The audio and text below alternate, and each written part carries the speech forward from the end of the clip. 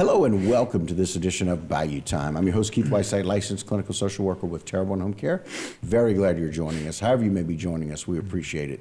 And you know, when it comes to checking on the kids and seeing how they're doing, it's always good to go to the man who helps make those decisions and takes care of our kids in the school system. Mr. Bubba Orgeron, welcome back to the program. Right, thank you, Keith. All right, Superintendent of Terrebonne Parish Schools, and boy, it's been an interesting first year, huh? Yes, right, it has been. And it's going so rapidly. Right. Things are moving so quickly. We're already in the fourth 9 weeks of school. You know, it seems so quick to me anyway. Right. Yeah. It just kind of flies by, especially when there's so much to do. But y'all have been very busy. Y'all have been working really hard. Yes, sir.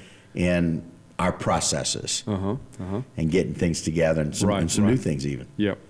Yeah, and you know, so I've been asked, you know, lately, you know, for updates on progress with our schools. You know, we've spent a lot of time this year kind of getting a lot of that work done. So what I'd like to show the public this evening is on our website where they can go look and find all the school information about repair work, design, timelines. Everything is on this form that we'll see in a minute is live, updated, and just very detailed as to what part of the construction phase is about to happen.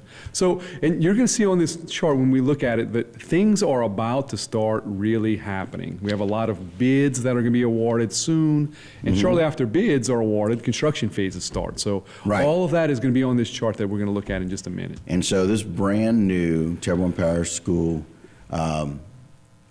web page is live. It's on our main web page, and it's a link on the main web page. Yes, that's right. Yeah. And we'll go through it step by step as we do that. That's what I'd like to do. I appreciate that. So let's go ahead and roll that in. So Bubba, tell us what we're looking at so here. what we're looking at here is our main page. So if you go to tpsd.org or just search Terrebonne Parish Schools, it'll take you straight to this page here. And if you look on this little title bar across the top, all the way to the right, you can see the red box scrolling over.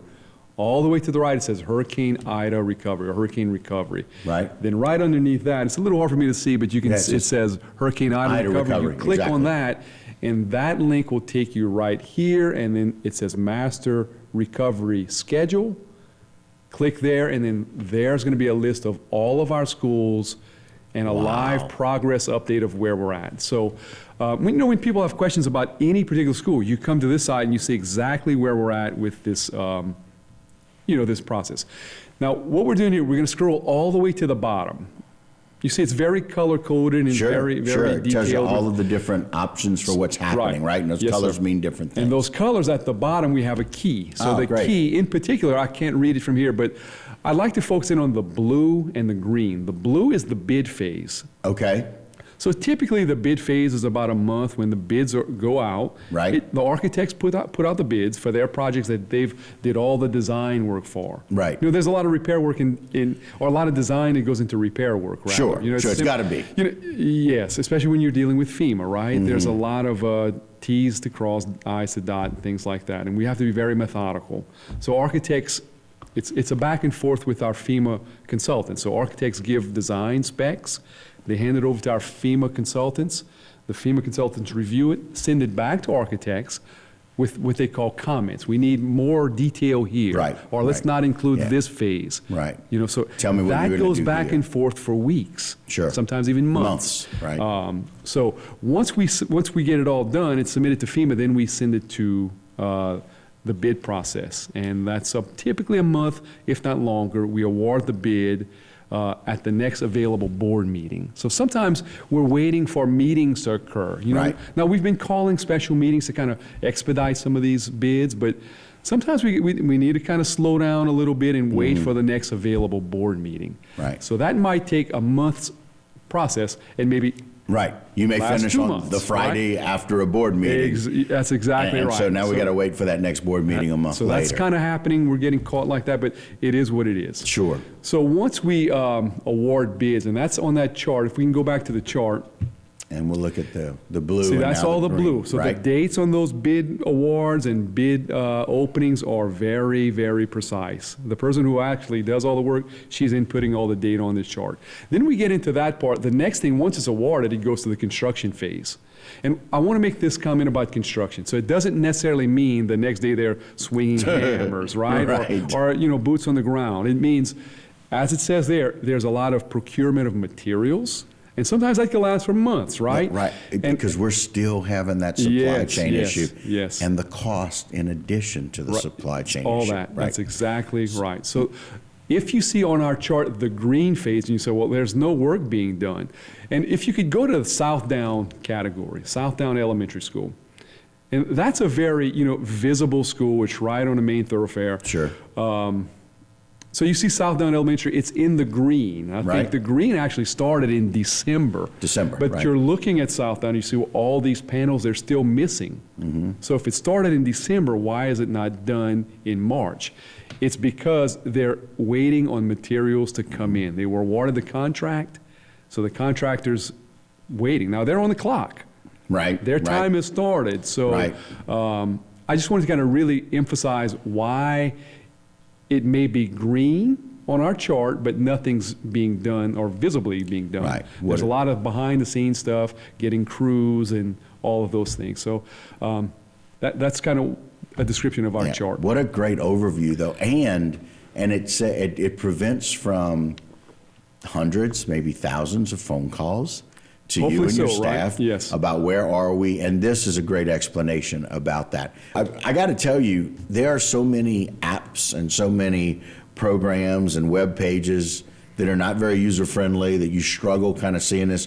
This one is not one of those. Okay, thank you. This is so very simple, and I love how picturesque it is, because it says this color means this color means this. That's right, yes, and right. it gives us just an idea. And so it's one of those things where we're just kind of thinking about, the colors and where things start. All of those colors are about approvals. Yes, that's right. And we're looking for the option for those things to begin as those right. steps go. That's right. Right? Yes. So, and South Down was a great example. Go ahead. Yeah. Sorry. We mentioned South Down, right? Yeah, that Right. was a perfect example of it being in the green phase. Right. But visibly there's no work happening. Right.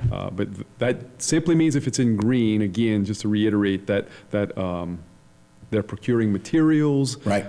Work crews are being assembled, and it's going to start pretty soon. Right. There's construction approval. And sometimes it's the procurement of materials is just you can't find stuff. That is correct. Still some of that stuff going on, right? So we still have some supply chain issues. It's improved tremendously, but we still have Right. certain materials that are hard to come by. And just so people can understand a little bit, I'll just tell you a real life example. It took 4 months for me to get a window in, one single window, One window, to yep. replace in the upstairs part of my home. Yeah. That window was not ordered correctly, and it was not the right size. Oh, brother. So we had to reorder it. Reorder. That took 2 more months. And so I can only imagine as we're getting, because some of these schools have some pretty specific It's specialty materials, material. right? That's exactly right. Because Yes, look how yes. beautiful, especially South Down. It was designed very well, but it's not something that's just made every day like windows are for a home. That's right. Yeah. Mine were easier to come in. That's why when a construction phase has been approved, they're working on getting those materials. They Right. know what they need, just being able to get them in. Right, exactly. That's where we're at. So what a great web page to kind of give Yep, us yep. some direction in our parish about where the recovery Yep, is for yep. a lot of these schools. Yeah, and if any parent or community member has a question specifically about a school, they're welcome to call us, and we could kind of walk them through kind of even more specifics on the construction phase or the bid process. Right. But the schools have a lot of information as well, and there's probably a little bit better relationship or connection with the schools from parents. Right. So we're encouraging parents to kind of get with the schools to ask questions.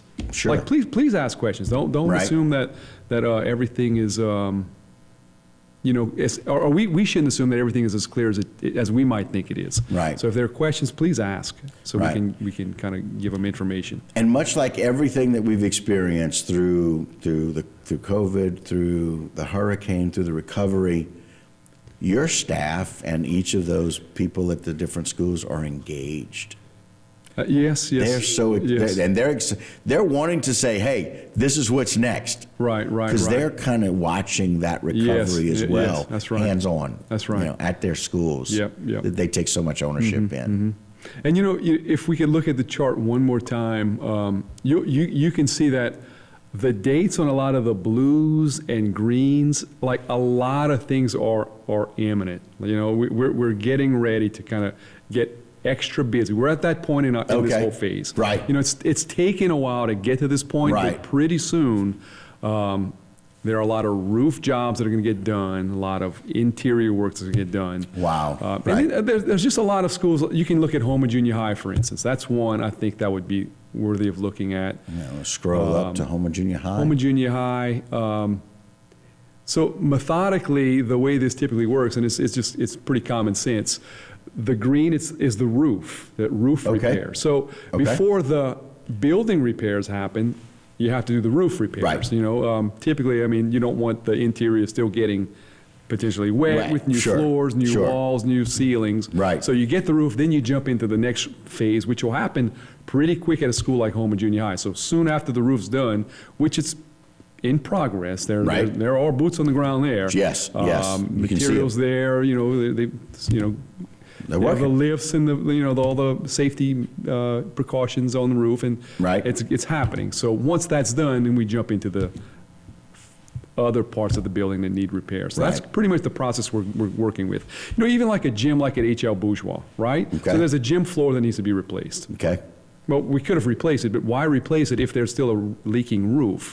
So, you know, you just have to logically approach these things, you know, and use common sense. So that's all going to come once roofs get done. Yeah. And Bourgeois one, it's a big roof job. Yeah, that's exactly right. Big roof job, and there is some seepage still, right? So we've got to, you know, be very precautionary before we get too far ahead of ourselves. Right. And that process is also much more expensive now than it was when Ida hit. Yes, yes. And so we're having to sometimes go, oh, wait a minute, we thought it was going to cost this, now it's going to cost this, and now we got to get approval for that, right? Yeah. And again, that's just, it's frustrating, but that's just kind of the reality. Even new construction from, you know, schools, you know, building a new school, we were looking, you know, a couple years ago at $250 a square foot, which is kind of the high end. Right. We're $350, $400 a square foot, you know, now. So it just causes a cost of a new building to just really inflation. be really inflated. Yeah. We've spent a lot of time talking about this webpage, and it is certainly an option to be able to kind of let people know what's happening, recovery process, but there's a lot of other information on there as well. That's right. About updates to what's going on with the school system. Yes. One thing in particular is some information on transportation shifts for next year. So we have a few things that we're going to tweak on some of the bus routes and start times and things. That's in an effort to improve our whole transportation system. Right. Last time I came on, you helped us tremendously with recruiting, you know, and plugging. Did the shout out work? We picked up people. We really did. I love it. That's we're fantastic. increasing the number of drivers we have. Wow. And really, in a nutshell, that's probably the biggest problem we have. We have not enough drivers. We have I think we're at about 18 routes that are just vacant. We can't find people. So we're short about 18 drivers. So drivers are doing, you know, double duty. So with all these vacancies and, you know, drivers that miss for illness and things like that, some drivers are doing multiple routes during that same time. So they're really putting the time. We're giving them some compensation, but without them doing that, we'd be in a bind. So we thank our drivers every day. Those that kind of do double duty, tremendous. So just to make things even better, we're looking, because if we keep doing the same thing, right? You know, we're going to have late buses again next year, late to school, and they're missing instructional time at some schools. Wow. You figure you miss a half hour every day. That adds up, yes, you know, it does. in the course of a year. So we can't have that, and that's happening. So we're working to fix some of those things. We're working to get kids home at the right time. You know, we have some kids that have after-school practices or whatever. You know, they have to be home at a certain time for a sitter, and when we're late and that's delayed, it causes issues. So we're trying to fix that. So the main thing we did, and you can see this on our webpage again, which is, you mentioned the webpage. So if you go to the main page, and then you go to, I think it's going to be under the superintendent, right there, that little red button under my little picture here. What Leonard Falls has done, he's linked several videos that I've put together and sent to parents. So if any parents haven't had a chance to get it or didn't get it for whatever reason, they're right there on that page there. They're linked. Wow. And you can see the video of me explaining all of these changes. Oh, wow. Not only Okay. the video, there's also a flyer of sorts with all of the information for next year. Okay. That's just a reference spot for this. So I'll talk about some of those things real Okay. quick if you don't mind. Sure, So- please do. So on the east side, schools on the east side, we're going to make a pretty significant change. Okay. Right now, we have 3 bus runs in the morning and 3 bus runs in the afternoon, meaning you have like a 7:15 bus run, an 8 o'clock, and a 8:30. Okay. We're going to consolidate that into 2 runs. We're just going to have 2 runs. okay. So with the thinking there, if you have 3 runs, you have a certain amount of time between each one. If you have 2, it gives you more time to get to your second run. Okay, so right. we're going to have an hour between the 2 runs. Oh, my. So Okay. that should help us get the kids at the second run on time and get them to school on time. Okay. So that's big. Yes. So in order to do that, we're going to combine middle school kids on the bus with high school kids. Okay. Of the same area and neighborhood. Okay. It's like Oak Lawn kids, for instance. Right. Oak Lawn kids that live in the same or in the same neighborhoods as kids from Ellender, they're going to ride the bus Same together, bus. right? Yeah. Right now, it's 2 separate buses, 2 separate Right. runs. So we're making double trips to the same neighborhood. We're going to put them all in one bus, one run. Efficiency. So, yes, and we'll do Grand Caillou Middle with Ellender kids of the same neighborhood, Okay. and also LaCache. LaCache of the same kids that ride the bus with South Terrebonne kids in the same area, in the Chauvin area, they're all going to ride the bus and come north, because LaCache is going to be next year in a modular building. Right. Because they're in the building now. It's a safe, but it's substantially damaged, which Right. means this: when we go to repair it, the cost to repair, it's almost like a total loss, basically. That's kind of how I kind of process it. It's like Right. the cost it exceeds the what we call the 50% rule for FEMA. Okay. Right? Yes. So they're going to give us money, FEMA will, to kind of relocate that school or rebuild it. So we have property. We have property right north of South Terrebonne, that big high mound of dirt that you see right on the north. That's school board property. We have many acres there. And it was bought, I don't know how long, 15, 20 years ago, with the intent to build a school there for Southern schools. So Oh, wow. the storm kind of expedited Yeah, the whole process, moved right? that through. So until that school's built, we're going to put the LaCache kids in modular buildings, just like the South Terrebonne buildings. Same exact company, same design, same everything. Right adjacent to the auditorium of South Terrebonne, Okay. in that parking lot, Yes. we'll have modular buildings for LaCache. So they're coming to the same site as South Terrebonne kids, so they'll ride the same bus as South Terrebonne kids. Nice. So that ought to help. I think teachers and for efficiency is going to work well. Now Montague Middle, they're not coming to South Terrebonne yet, right. but they're going to be on that same time shift. They'll Okay. start roughly about 7:20, 7:30 time shift. We'll put all the exact times out Right. once we kind of have it ironed out. On this the sheet that I kind of referenced, it gives like a window, like about a 7:30 kind of start time, 7:20 to 7:30. So it'll be in that little That window. range. Yeah, in that Right. range. Sure. So there's a lot of information on there, a lot of things happening in transportation, and that's the main thing, is the start times and the consolidation on the east side, consolidation of routes, that is. Right. Right? So we're excited. We're doing, one more thing real quick. Yeah. We have far too many bus stops. So if you stop every other house, the length Too of many. time it takes, so we're consolidating it, we're kind of centralizing some stops. That's going to be a little tough, but we've got to do that to make things work. Lots of changes. Lots so of people changes. can look forward to that with the messaging Yes, and I'll on the talk more website. about this later, yes. Sounds great. We'll bring you back on. Sounds Bubba, good. we Thank appreciate you. the time. All right, thank you. All right, guys, that will do it for this segment of Bayou Time. Don't go anywhere. A whole lot more right here on HTV.